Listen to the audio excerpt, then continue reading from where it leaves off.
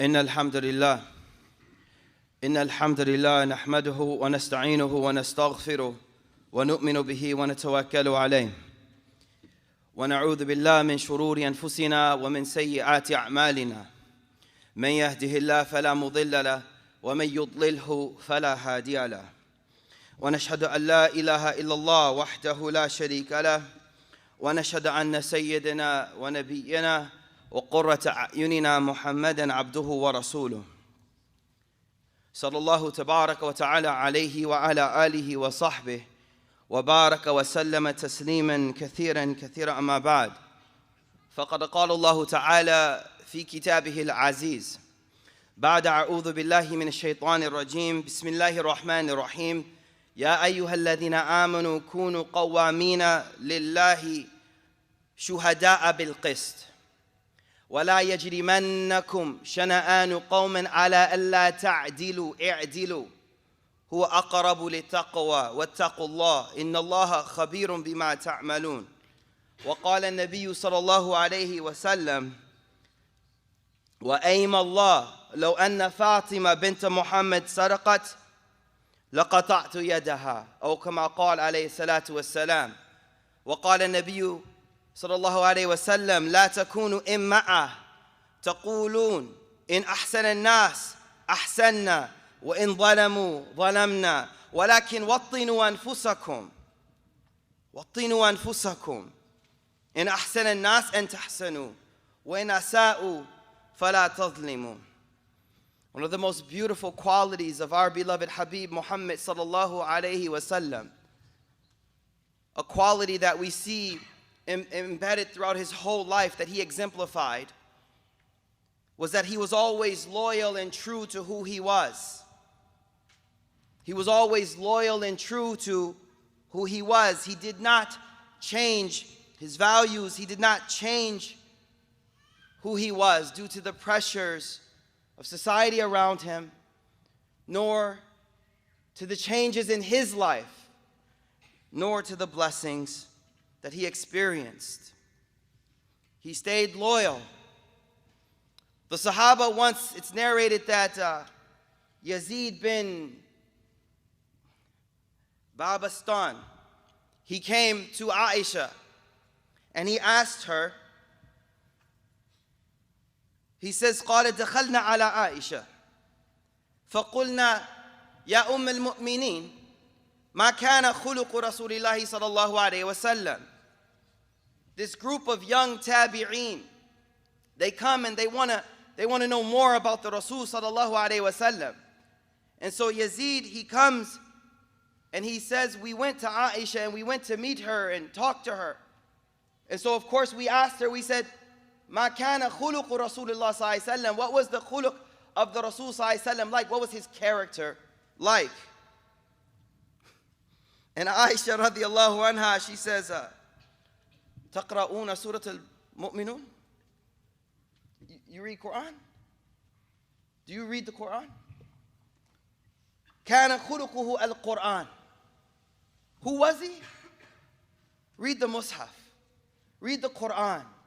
It wasn't a man on the outside and a man on the inside. It wasn't a prophet outside that showed this amazing akhlaq and all these qualities, and on the inside he was someone else. Someone once told me, they said, don't meet your heroes. And it made me reflect, because people of the world are naturally, the closer you get, the more flaws you see. But the Rasul sallallahu alaihi wasallam, the closer you got, the more beauty you saw. The closer you got to him, the more beauty you saw. So she said, خُلُقُهُ الْقُرْآنِ. خُلُقُهُ الْقُرْآنِ. His character was the Quran. And then she pushed a little. She says, أقرأ, he says, Yazid says, she said to us, اقرأ قد أفلح المؤمنون. She said, recite Surah Al-Mu'minun, please. And he says, I began to recite all of the opening verses about keeping the amana and keeping the trust and speaking well and all of these qualities that we all know. But my point is, the inside Muhammad was the same as the outside Muhammad sallallahu alaihi wasallam. He did not change. He did not change. Some of us, there was someone who came up to me years back, sister complaining about her husband. And when she told me who, I had to take a double take. Oh, Fulan, the one that's in the front saf, the one with the smile every time I see him, the one that goes out of his way to open the door and clean up this and move that, he's like that at home? SubhanAllah. The Rasul was loyal. Who he was before, he'll always be. The outward and the inward were the same. He did not change. And he did not change to pressure. Aqra bin Habis, as you know, one time, Aqra bin Habis, see the macho society that the Prophet came into. I think we call it red or blue pill. I don't keep up. One of those pills. Seriously, I don't even know which one it is. One of those colors. Aqra bin Habis was a macho man, because that's what this society was. And the Rasul sallallahu alaihi wasallam, he came to flip that script. He came to change the narrative, because culture eats up strategy for breakfast, as y'all know. One of y'all told me that. So the Rasul sallallahu alaihi wasallam had to change the culture. Aqra bin Habis, he comes in and he sees the Rasul sallallahu alaihi wasallam kissing his grandchildren. And the Arabs don't do that. Didn't. Well, maybe don't do that. And so he said, you kiss your sons? I have 10 sons, and I've never kissed any of them. And now here's the point. Rasul sallallahu alaihi wasallam, he doesn't change. I was eating healthy food one time at this job I used to work at. And they saw me eating a healthy lunch. And they said, look at him eating grass. I said, is it my fault you can't eat healthy? Stand your ground. He said, "Awa amlik in nazallah min qalbika rahma." Is it my fault that God has snatched mercy out of your heart? I'm telling you, he did not allow the society to change his values. He stood his ground. The beautiful quality of our Prophet is that he was loyal to who he was, and he did not change. Rich or poor, it didn't matter. Adi bin Hatim was the son of Hatim al-Ta'i, wealthiest man that the Arabs would use as a mithal, an example. One day, the Prophet ﷺ was walking with Adi. I mean, this is nobility of nobility. This is the wealthiest of wealthies. This is straight from SoCal. I guess that's the spot to be, right? And he's holding his hand. He's holding his hand, and while they're walking to the Prophet ﷺ's house, because he has to speak to this dignified man and give him dawah, an elderly poor woman stops the Prophet ﷺ, and she says, "Hold on, I need to talk to you." He did not change who he was because of who was around him. He stayed principled to who he was. So he stopped right there with this noble man next to him, while this elderly old woman who was poor in the community and according to the society status wasn't anyone you would take a double look at. But the Rasul doesn't look that way. So he stops right there, and Adi says, فَوَقَفَ لَهَا طَوِيلًا. He stood there a long time just listening to her. Yes, auntie? Mm-hmm. Yep. I'll tell him to fix this. And mm-hmm. Yep. We'll take care of that. Mm-hmm. And he just listened. And Adi says, right there I knew he wasn't a king, he was a prophet. He wasn't a king, he was a prophet. Because I and that woman were the same in his eyes. Poor or rich didn't change him. He stayed the same. Didn't matter. Young and old, he treated the same. There was an elderly woman who came to ask a question, and part of his character was that he would joke around. That's the balance of our Nabi. He would joke. And so she came and she said, will I get to Jannah? And it may not be funny to you now, but it was funny in that moment, okay? So just laugh for the sake of it. He says, well, elderly people can't go to Jannah. And she stops for a moment. And he smiles and he goes, yeah, we'll all go into Jannah 33 years old. For the young people, that's our prime, just so you know. But then there was youngsters he joked with it too, because that's who he was. There was a young man by the name of Umar who had a parrot he used to play around with. And the parrot died. And it may not be funny to you right now, but it was funny in the moment. Umar walked in a little glum and he said, yeah, Umar, what happened to Nughair? And Umar, made a face. And the Prophet smiled at him. He was joking. I'm telling you, he was principled. And he stayed that way, whether you be rich or poor, whether it be public or private, whether it be open or in solitude. It didn't matter. He stayed who he was. And this all brings me to one hadith.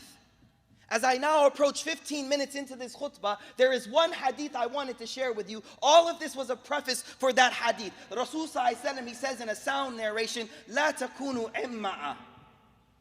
Don't become imma'a. What is imma'a? The Arabs he spoke to didn't even know what that word meant. It's a compound word. It's a word that's made up of two phrases. Imma'a. If I'm with these people, I'm like this. If I'm with these people, I'm like this. Rasul sallallahu alaihi wasallam said, "La takunu imma'a." Don't be imma'a. Don't be wishy-washy. Don't be like a feather in the sky that blows wherever the wind blows it. وَلَكِنْ وَطِّنُوا أَنفُسَكُمْ. He said, hold your ground. Plant your feet. Like King of the Hill, plant your feet. Stay on top of that place. That's where you're at. You're kind to children. That's who you are. You're good to the women folk of your family and you honor your husband. وَطِّنُوا أَنفُسَكُمْ. Rasul sallallahu alaihi wasallam, he was dealing with a culture that is much like the culture of today. Listen closely. In Diawana Hamasa, it's a collection of poems from Jahiliyyah. And it's quite interesting to read because you see what the pre-Islamic Arabs were like. And one of the poets, he said, "Ala la tajhal alayna ahadan." He says, don't let anyone get, let me stay cultured. Don't let anyone get ignorant with us. Let no one get ignorant with us. Why? فَنَجْهَلْ فَوْقَ الْجُهْلًا جَاهِلَيْنَا. Because we will put ignorance on top of ignorance. Y'all don't get it. Okay, cool. He said in this poem that don't get stupid with us because we put stupid on stupid. This was the Arab way before. But the Rasul sallallahu alaihi wasallam, he came and said, no, this is not prophetic. This is not the way. He says, don't be imma'a. Let me finish the hadith. The Prophet sallallahu alaihi wasallam says, La takunu imma'a. What is imma'a? Taqulu in ahsana nas ahsanna. If you do good to me, I do good to you. Wa in zalamu zalamna. But if you do wrong to me, watch how bad I can go. Rasul sallallahu alaihi wasallam said, don't be that person. It happens so much in our community, in our families. He did wrong to me. I'm going to be real. Taking him to the cleaners. Sister, ittaqillah. Fear Allah. Fear Allah. No. He did wrong. I'm going to do wrong too. The Rasul sallallahu alaihi wasallam is teaching us. Listen to the words of the Quran. If it's not me, listen. Ya ayyuhalladhina amanu kunu qawwamina lillah shuhada'a bil qisti. Be people who stand up for what is right. Wala yajrimannakum. And do not let your hatred for a person push you away. Sometimes someone does something wrong and we know that there's a wrong being done, but we smirk at it. What goes around comes around. Carpe diem, I don't know, whatever. La hawla wa la quwwata illa billah. This is pure jahiliyyah. Wattinu anfusakum. Rasul sallallahu alaihi wasallam, he came to fix this. He said with the hadith I began with. He said, he got on the minbar because there was a person who committed a crime in the community. And there was a punishment for the crime. There was a punishment for the crime. And they all came, they said, Ya Rasulullah, his family's a good family, they're very influential, they donate a lot to the masjid, you know, just let them slide. Rasul sallallahu alaihi wasallam got on the minbar. He stood up, he said, Wa aim Allah. First he began, he said, let me tell you, the people before us were destroyed because if a big person committed a crime, they overlooked it. If a lower person committed crime, rule of law, rule of law. Rasul sallallahu alaihi wasallam then spoke from his heart and he said, Wa aim Allah, I swear by God. I swear by God, لو أن Fatima binti Muhammad, if Fatima, the daughter of Muhammad, was to steal, we would apply the punishment to her too. Doesn't matter. He did not change his values based on how much he loved someone, and he definitely didn't change who he was based on how much he hated someone, because what he loved more was Allah, and what he hated more was Allah being upset with him. So that's what grounded him. But he also, brothers and sisters, did not let blessings change him. He didn't let blessings change him. The way he left Mecca, rejected, humble, but hopeful. When he conquered Mecca, he came in humble and grateful, head hanging low out of humility. He did not let blessings change him. The Ansar. The Ansar, very briefly, the Ansar were people who welcomed him in his lowest moment.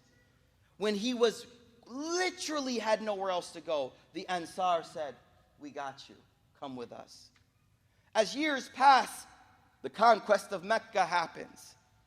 And now the Prophet ﷺ is in charge of all of Mecca.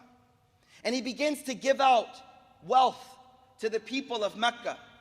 And the Ansar, they remember what it was like before, so they start to speak amongst themselves, some of them, that maybe he's going to forget about us. And I told you today's khutbah is that he was a loyal man to anyone. He was loyal. He was loyal. So they started to talk amongst themselves, maybe he's going to leave us now that he's made it. He na'udhu billah, used us to get here, and now he's going to forget.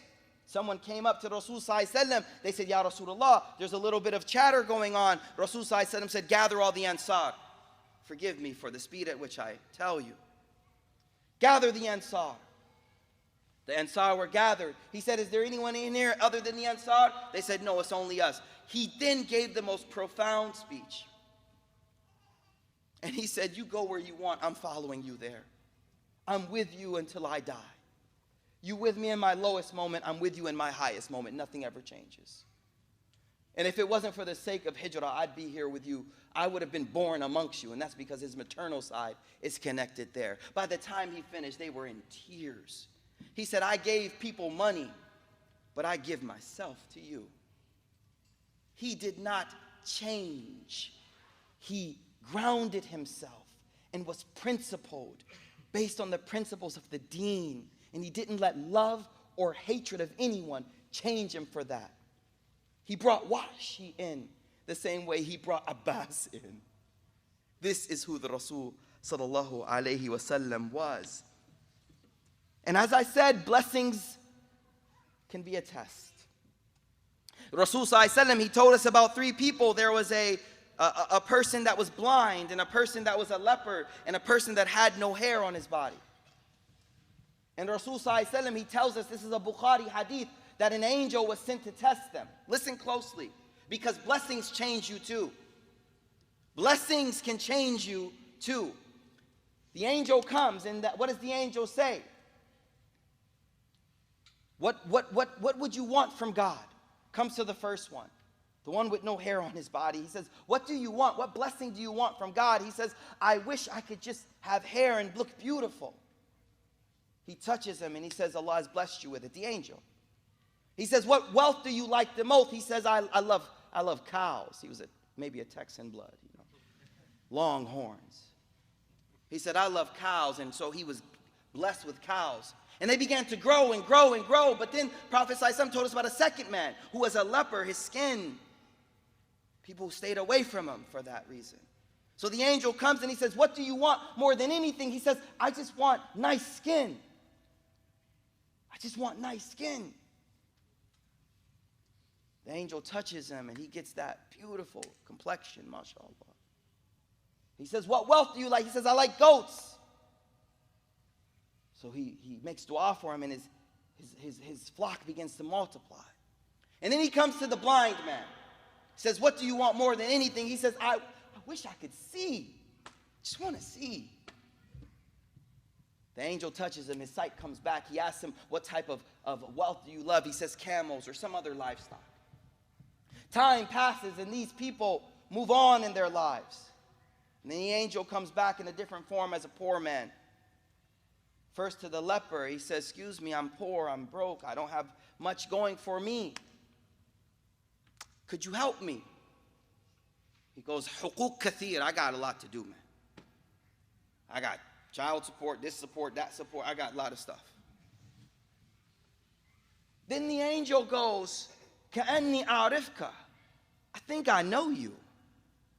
Weren't you the leper that no one wanted to go close? Broke? He goes, no, this has always been me. He says, if you're lying, may Allah take it all away from you. He went to the second man, and you know the story, the same thing was said. But finally, he went to the man that was given his eyesight back. And the moment he walked up, see, he remembered who he was. He remembered who he was. If there's one thing you need in life, you need a friend that knows you from the days you were broke, what I call bread and butter days. The days when you were on your lowest, whether it be spiritually, whether it be economically, whether it be emotionally, someone who knows you before you got to where you are today. Someone that can say, don't you remember? So the angel comes and says, no. All you see here is a blessing from God. Take whatever you like. And the angel says, keep everything you have. May Allah bless it more. This is a test from God. Don't change due to the people you interact with. Don't change because of the environment. وَاتِّنُوا أَنفُسَكُمْ. Be firm. This is who I am. This is my deen. This is my way of life. And don't change because of the blessings that you have. Because if you change, you may lose them. أقول قولي هذا وأستغفر الله ولكم ولسائر المسلمين فاستغفروا إنه هو الغفور الرحيم.